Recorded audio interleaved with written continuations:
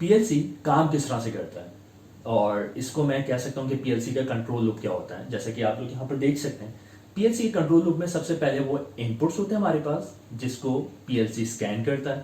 اس کے against P L C ایک programme کو اسکین کرے گا جو لاجک ہم نے ڈال رکھی ہے, اور اس کے بعد اس کو اسکین کرنے کے بعد جو کنڈیشنز ٹرو ہوں گی یا جو کنڈیشنز میٹ ہو رہی ہوں گی اس کے اگینسٹ وہ آؤٹ پٹ پرفارم کر دے گا.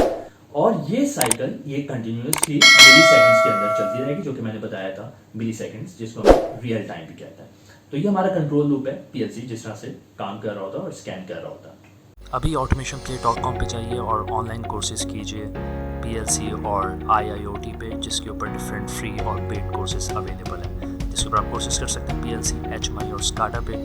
اور یہاں پر میرے یوٹیوب چینل پہ جا کے سبسکرائب کیجیے اور یہ فری لیسنس اور ٹیوٹوریلس اویل کیجیے.